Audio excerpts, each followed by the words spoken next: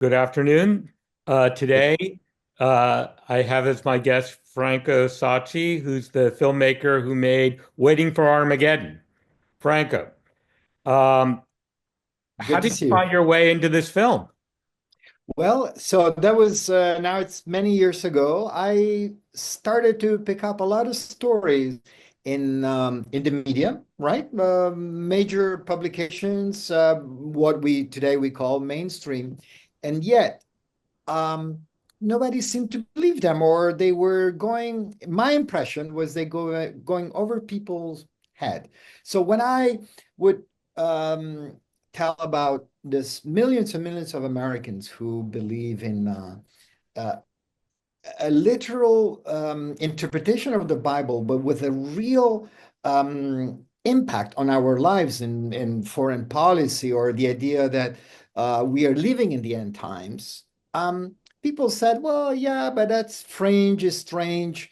And as I look into this, I realized that literally was millions of people. And what many people who live right now, we are more used to this conversation, right? The East Coast, the maybe the intellectual or more, international cosmopolitan people thought this was something very remote. The reality was there was large numbers of people who were genuinely believing we were in living the end times.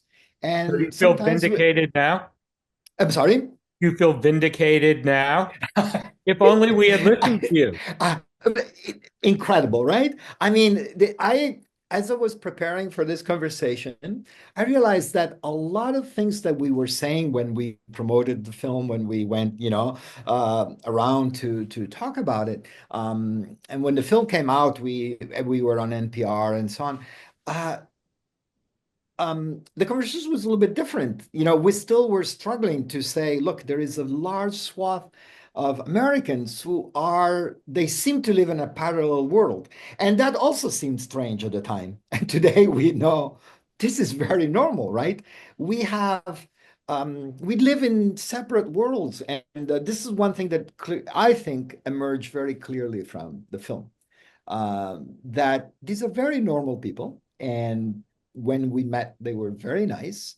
But they also read books, published books, participated to conferences that literally were on a different circuit. Another that we never crossed. So the film was an attempt to bridge this and say, hey, we need to listen to them and pay attention and maybe engage them. When I say When them, I'm talking about these evangelical, radical, in my view, who were really playing a dangerous game. And then we'll get into the details of the but film. now it doesn't seem so radical. Exactly. Well, it's a great question. Thank you. What as the years go by, the film has a whole different, it's like it's a different film to look at.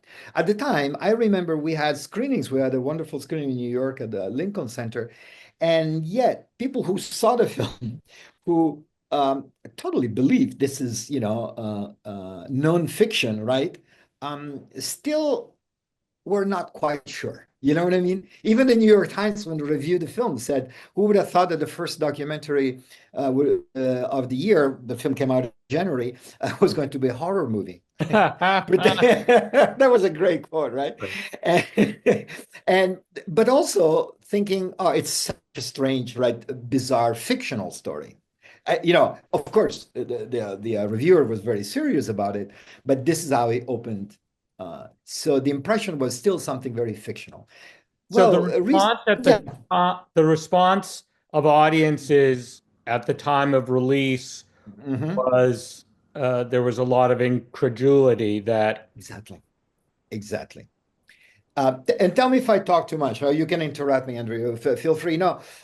Yes, incredulity, or certainly that's the right thing to say. But also, yes, but we can live. We don't have to face the problem. You know what I mean? It can stay there. It's something that it was under the ashes, and it really exploded in the last 8 years, right? Since we know what we're talking about since the elections, Do 16 and 20 and so on. I And the found film was one of the strengths of the film, I thought, was that it felt very even-handed. I mean, knowing you and talking to you, I knew your point of view as you're expressing it, but I think just coming in cold and watching the film, it felt respectful of everyone. Um, did you have audiences that ever responded and found that their views were portrayed negatively? Did you ever get that kind of response? so this is also very interesting. I would say I had several friends who, I mean, this is a personal conversation, not something that I heard right from the audiences in general, who actually said that we gave too much space or we too big of a platform, we would say. This is a new lingo, right? We deplatform and this is something as a documentarian, I never believed that. I mean, I think we have to listen to the uncomfortable, and I think the role very often of a filmmaker is to create a bridge, not to attack. Or, I mean, certainly my goal, and was to cast a light on this phenomenon that I personally found quite dangerous, right? It's a dangerous game to play with the end times, use Israel as a pawn in this idea of impending Armageddon. You know what I mean? It's like proclaiming love for the Jews as long as they play this role in accelerating the end times. It's a Right, terrifying thought. I mean, for right, Jew and a non-Jew. right. So said that, to go back to your question, some people said, no, there was not enough criticism. But my idea was entering the film was to also access and gain access. We had to be respectful. And we all tried to be respectful in the editing through the end of the film. In the end, we added a few more experts who clearly balance their point of view to give a little perspective. So it's not that the main protagonists of the film, the characters had free. It was not their show. We you know what I mean, It right? wasn't an infomercial No, for them, for the not end at of all. days, of course No, not. no, But exactly. it, I thought it very powerfully portrayed the viewpoint without, a kind of East Coast cynicism, which you may feel, but that didn't come through. What came through was this is a phenomenon that you may not know about.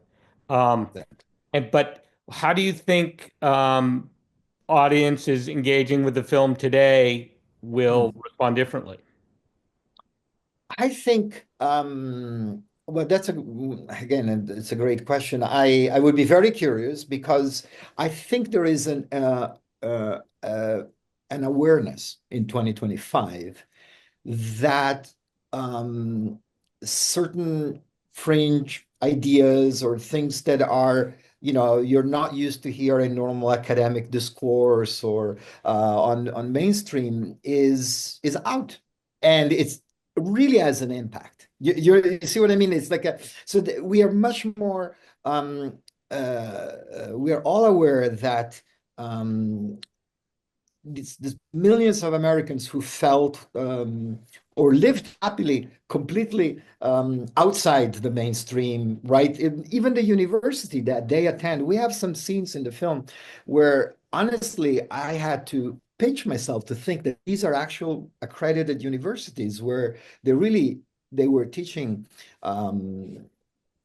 a theology that it's really, really verge on the bizarre, right? Thinking that a dean of a department of history thinks that he will live in the millennium with the reign of Christ. I mean, he said it on camera while it's in the film, and so people who also saw that scene didn't quite register. And now we know that we're much more aware that now they're running departments of our government, and they're making decisions, and they maybe they will take over some universities, and I mean, I often feel that people see their own truth, mhm, particularly in a documentary. yeah. So, you know, Mhm, typical Upper East Siders may see it one way, yeah. and if you're living in another part of the country, the Mhm. message is very different. The message is, thank you for being clear about the way we view the world. You were talking about the release of the film. What were some of the highlights when the film was first in release? Ah, well, there is something more personal that the participant in the film didn't like it. But we showed the film before, right? And we have the emails when they said it that no, they gave us some feedback. Maybe we were not too precise, but they liked the film before it came out. When the film came out, they didn't like the way they sounded. And of course, initially they accused the filmmaker, right? The filmmakers who made the film. And then in one exchange, I said, look, we simply turned the mirror. You don't like the way you are perceived by people, but I wanted to show that this comes across as very unsettling to a lot of people, and so I think that was a useful.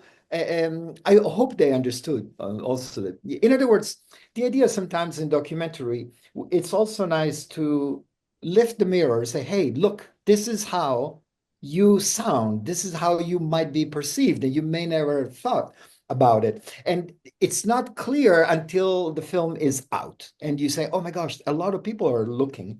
So this is an exercise in for everybody. It says sometimes we say something, but how this is then perceived, it comes back to us. Well, it's And interesting. I mean, often when people look in the mirror or on a Zoom camera, you don't like what you see. But what is what this goes another level, which is you showed it, they were quite happy with their image exactly. until maybe reviews started to come out and criticism came out, which Mhm. contextualized what seemed to them quite anodyne as quite Exactly. different than that. Exactly. So, and then, as I said, I wonder if with this incredible polarization that there is in our society, if the film still could be perceived even more as a way of giving too much of a platform. My idea is that um, with this particular phenomenon, the more you allow them to speak freely, the more you understand, and in some ways, the more they dig their own hole. You know what I mean? So Depends on for the me, listener. exactly. I mean, But don't. I think you're tapping into Yes. I'm thinking a lot about this because my son is a senior in college and writing his senior thesis on the perils of political polarization. And so Yes. we're talking about this quite a bit. And I think it really depends. Again, they for some, the more exposure digs a hole deeper, and for others, it takes what seems rational and acceptable and highlights it in a way that makes it seem more acceptable and mainstream. Absolutely. It's very interesting. And is your son studying political science or history or Philosophy. philosophy? Fantastic. I so I think that um, to listen, let others speak up, and what could be perceived something as the opposite side. Give them space, listen and engage and recording them and then re-listen. It's part of our job. And I don't very much believe in canceling, deplatforming and having a fit if someone says. I think that it can be painful, honestly, to sit through 70 minutes of, right? I thought it was fascinating, at some point even fun, and I learned tons making the film, and traveling to Israel with them. It was quite an adventure. These I would say radical, extremist, evangelical, but I think this effort of making this effort of really listening to other people is very important. It's And interesting it could to me save that us a lot of pain. it's interesting to me that you are still using the adjective radical and Ah, extremist because to me, that is what it seemed when I first saw it. And now it does not seem extreme. I mean, it seems different than my conception of the world for sure. But if that many people think it, then it starts to become less extreme and more I, majoritarian. and I think that's why it's interesting, precisely because of what you said, to see how this film, 10 years or more later, right, comes out again. I mean, it's always out, but maybe we give it, Reinvigorate. and it might actually feel like a different film. It's very current, right? A lot of things that are being discussed actually are extraordinarily important for what is happening. I went toward the end of the film, I thought that maybe the trilogy should have been uh, the messianic views on all three religions in relationship to this idea that, because all the religion of the book really have an end times theology, right? And when it's taken literally, it's very dangerous, because rushing the end times, it's an extraordinarily dangerous Right. thing to do. And I didn't see it at the time, because this was more than 15 years ago when we were filming. Um, but I had this suspicion that even among the other cultures, this strand, that this was present. And I think in the Israeli government today, there are people who are genuinely believe that the Al-Aqsa Mosque needs to be destroyed and the temple rebuilt, in not in the metaphysical times now, next month, in a year or two. And this could be the No, end of our world, I mean, right? and as you Maybe say, in all three religions of the book, exactly, there's extraordinary emphasis on the glory of the end of days. exactly. Um, And in all three, there are intelligent people who know how to treat this and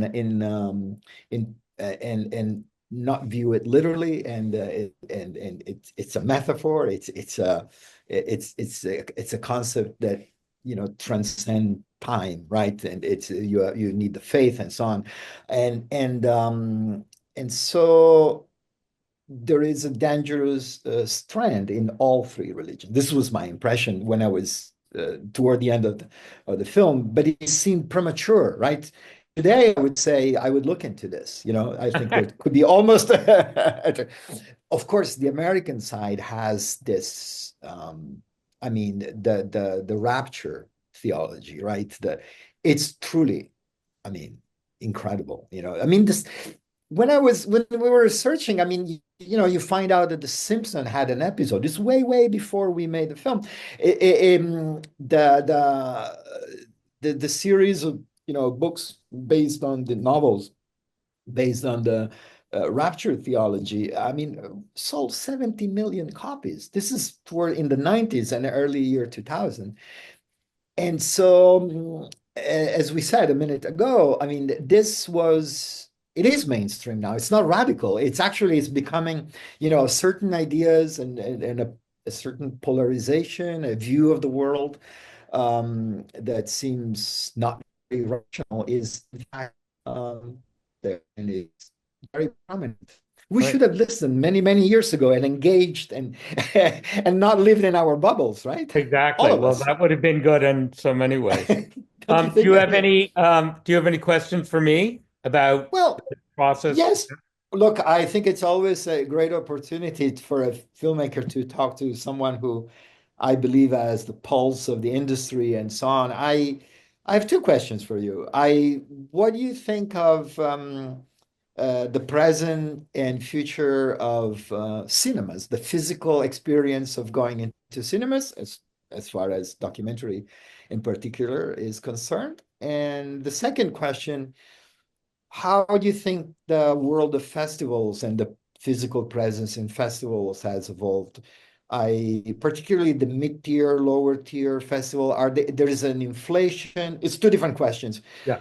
What would you have to say on this? I would On be the very, on very, the very cinema curious. question, I think that we're, for the most part, all social beings, and we like being out in the marketplace. And while there's a comfort and ease to watch something on your big screen or Mhm. medium screen or tiny screen at home, it's not as much fun as being out and being with other people. And notwithstanding, COVID or Exactly. whatever other perils there are, I think people like being around other people, running into people they know, seeing people they don't know. So I think as the cinema experience, as it improves and offers things that you can't get at home, I Mhm. think that's the direction it's going into. So I think the Okay.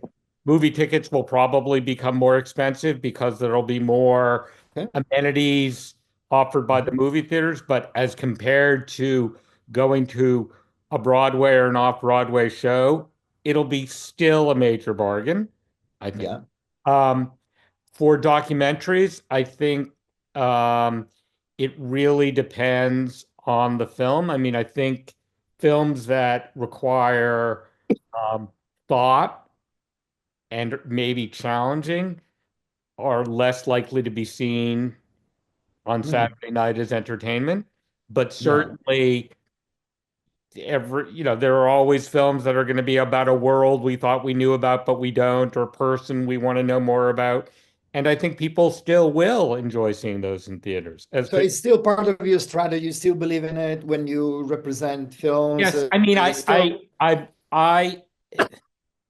I've been doing this too long, and I think my only brand is integrity. And Mhm. so I say to filmmakers early on, is I ask what their goals are.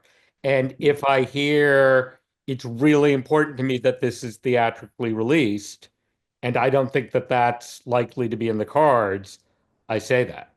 And if they say, you're a bum and I don't want to work with you, fine. But that's a much better result than leading someone on and suggesting, oh, you'll be in multiplexes all over the country when I Sure. don't think that's Not a good happen. going to be the outcome. In Yeah, terms of so festivals, I think there continue to be a proliferation of exactly. regional festivals and specialty festivals catering to various niches of one kind or another. Mhm. And I think that's a microcosm of where film distribution is going in general, which is other than Mm. big blockbuster films. I think the way to attract audiences, as these festivals do, is to specialize in in some genre. It doesn't have to be Mhm. horror, of course, but No, no, no, of course. it could be faith-based. I mean, it could be female Oh, director, environment, right? And medical environmental, even. There is, yeah, LGBTQ plus, DQ. uh, extreme sports. I mean, there are Yeah. all kinds of interests people have, and they will gather because they like to be together. Again, going Okay, back to good. the earlier point. So I think it's about messaging about the film, uh, transmitting the message properly. Who is the audience for this film? And if you say the audience is everyone, I think that's kind of a losing strategy. I think if you say the audience Interesting. are, people who love history Mhm. and your film has touches on historical elements, then that's a more likely to be winning strategy. Very interesting. Thank you. What are you working on now? Well, I'm working on a film on it's it's about it's called Blood Deserts, and at the moment it's a film commissioned by a group of surgeons from Boston who are trying to change the way blood transfusion are done in emergency settings around the world.